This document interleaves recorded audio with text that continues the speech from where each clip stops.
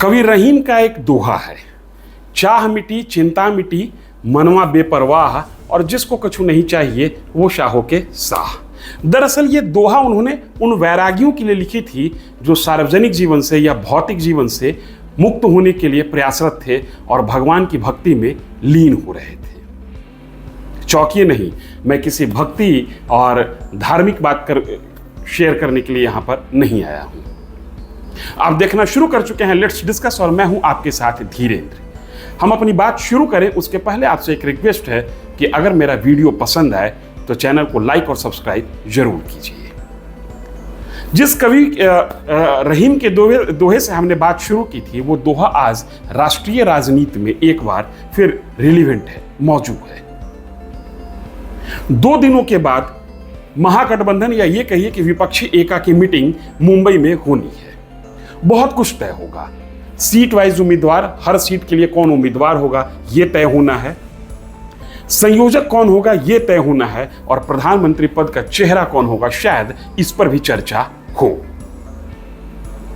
हम लोग जानते हैं, हम लोगों को याद है कि इस विपक्षी एका की मुहिम सबसे पहले नीतीश कुमार ने शुरू की थी। उन्हीं की मशाल ने वो रोशनी जलाई जिस रोशनी के तले 2 मीटिंग हो चुकी है।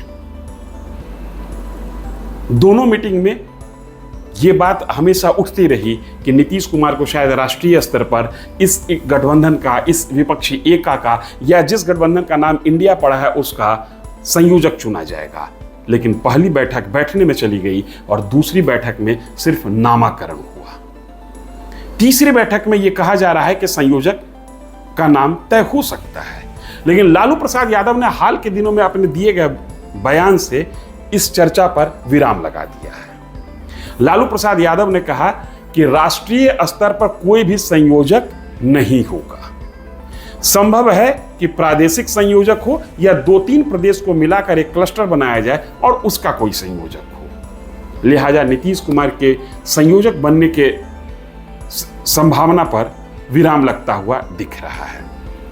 ऐसा माना जा रहा था कि जो संयोजक होगा वो स्वतः पीएम पद का उम्मीदवार माना जाएगा। हालांकि इस पर सहमति नहीं है, ऐसी उम्मीद थी, ऐसा अंदाजा लगाया जा रहा था। कल नीतीश कुमार ने एक बयान दिया। उस बयान से लगता है कि नीतीश कुमार समझ चुके हैं कि अब मेरे हिस्से कुछ आना नहीं है। यह बयान 2 अवस्था में दिया जा सकता है। चाहे तो मुझे जो प्राप्त करना है उसकी मैं चर्चा नहीं करूंगा, देने वाले लोग तय करें कि मुझे क्या चाहिए और मैं किस लायक हूं, या मैं जो जिस लायक हूं वो मुझे मिलना नहीं है तो उसकी चर्चा मैं करूं क्यों।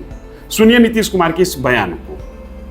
हमको कुछ नहीं बनना है, हम तो आपको बराबर कह रहे हैं, वो दूसरे लोगों को बनाया जाएगा, हमारी कोई इच्छा नहीं। हम तो सबको एकजुट करना चाहते हैं और सब मिल करके करें। हमको कुछ व्यक्तिगत नहीं चाहिए, हम तो सबके हित में चाहते हैं। इसलिए ये कभी मत सोचिए कि हम लोग कुछ चाहते, वो सब बात नहीं है। याद कीजिए 2020 के विधानसभा चुनाव का परिणाम।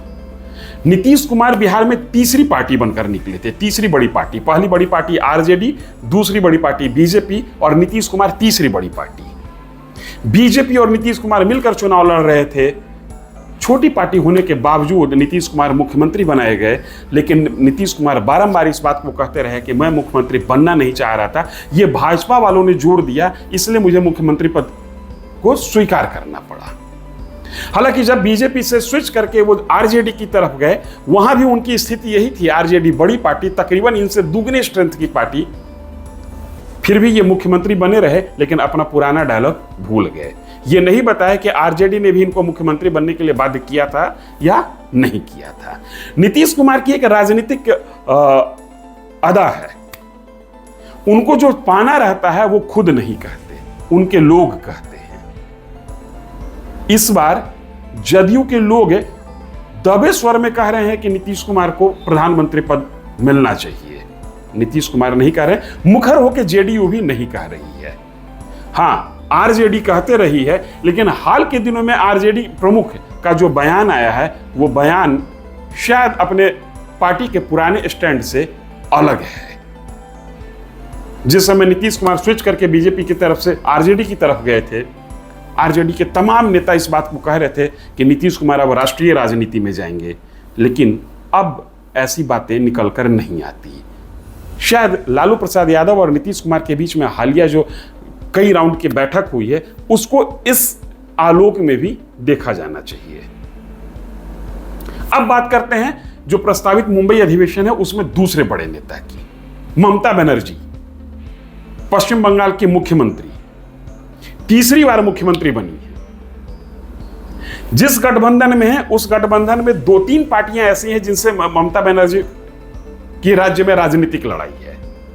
बावजूद इसके ममता बनर्जी के पार्टी के नेताओं ने हाल के दिनों में यह कहना शुरू किया था कि ममता बनर्जी प्रधानमंत्री पद की उम्मीदवार हो सकती हैं। ममता बनर्जी ने एक बयान दिया है। ममता बनर्जी का मानना है कि संभव है कि लोकसभा चुनाव तय समय के पहले हो। उनका कहना है कि बीजेपी वालों ने देश में जितने भी प्राइवेट हेलीकॉप्टर्स हैं सबको बुक कर लिया है। ये एक संकेत है, ये एक लॉजिक है ममता बनर्जी के स्टेटमेंट के पीछे कि बीजेपी चाहती है कि पहले चुनाव हो और बीजेपी उस लिहाज से तैयारी कर रही है। याद कीजिए, नीतीश कुमार भी इस बात को कुछ दिन पहले कहा करते थे कि संभव है कि लोकसभा चुनाव अपने तय समय से पहले हो। सुनिए ममता बनर्जी कह क्या रही है। चूंकि ममता बनर्जी जो बातें कह रही हैं उससे थोड़ा सा मामला और उलझता हुआ दिख रहा है। ममता बनर्जी इलेक्शन कमीशन पर बीजेपी के कब्जा करने की भी बात को दोहरा रही है। আমার তো এখন সন্দেহ হচ্ছে এরা ডিসেম্বরেই না পার্লামেন্ট ইলেকশন করে দেয়, জানুয়ারিতেও করে দিতে পারে। এদের কোনো বিশ্বাস নেই। দেখেছেন চিফ জাস্টিস একটা কমিটি করতে বলেছিলেন, চিফ জাস্টিসের এখানে ছিলেন, চিফ জাস্টিসের নামটা বাদ দিয়ে দিয়েছে, দিয়ে একটা বিজেপির ক্যাবিনেট মিনিস্টার। ওরে বাবারে, কত বড় লাট্টু তাকে করে দিয়েছে একেবারে ইলেকশন কমিশনের তৈরি করবার হেড। লাট্টু থেকে লাট্টু হয়ে যাবে, ওই লাট্টুর মতো ঘুরবে আর ঘুরতে ঘুরতে ঘুরতে ঘুরতে ব্যাস। अब आइए महागठबंधन की सबसे बड़ी पार्टी कांग्रेस की चर्चा करते हैं। कांग्रेस ने हमेशा कहा कि हम प्रधानमंत्री पद की रेस में नहीं हैं। अभी भी कांग्रेस यही कह रही है, लेकिन कांग्रेस पार्टी के कुछ एक नेता दबी जुबान से इस बात को कहना शुरू किए हैं कि कांग्रेस के राष्ट्रीय अध्यक्ष मल्लिकार्जुन खड़गे को प्रधानमंत्री पद का उम्मीदवार घोषित करना चाहिए। अगर जो कांग्रेस अपना स्टैंड पीएम सीट को और पीएम कैंडिडेट को लेकर चेंज कर रही है तो इसके पीछे का मतलब क्या है यह भी समझना होगा।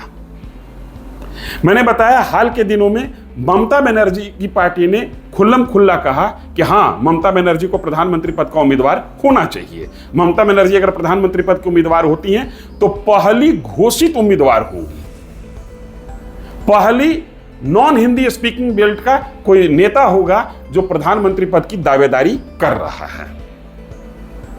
मैंने अपने पहले के वीडियो में कहा था कि कांग्रेस के लिए ये तमाम बयान असहज करने वाली है। कांग्रेस ने चुपके से मल्लिकार्जुन खड़गे का नाम आगे बढ़ाया है। एक तीर से कई निशाना। मल्लिकार्जुन खड़गे महागठबंधन के सबसे सीनियर मोस्ट लीडर हैं। मल्लिकार्जुन खड़गे दलित नेता हैं। मल्लिकार्जुन खड़गे नॉन हिंदी स्पीकिंग बेल्ट से आते हैं। दलित होना राष्ट्रीय स्तर पर एक बड़ा अपील करेगा, पैन इंडिया इसका प्रभाव होगा। नॉन हिंदी स्पीकिंग बेल्ट से अगर जो कोई व्यक्ति प्राइम मिनिस्टेरियल पोस्ट के लिए दावेदारी करता है और उसमें भी कांग्रेस की तरफ से, तो बीजेपी बैकफुट पर जाएगी। बैकफुट पर इसलिए भी जाएगी कि बीजेपी हमेशा कांग्रेस पर कम और गांधी फैमिली पर ज्यादा हमलावर रही है। मल्लिकार्जुन खड़गे का नाम आगे आते ही गांधी फैमिली पर बीजेपी का अटैक कमजोर हो जाएगा, या ये कहिए कि उसका कोई मतलब नहीं होगा।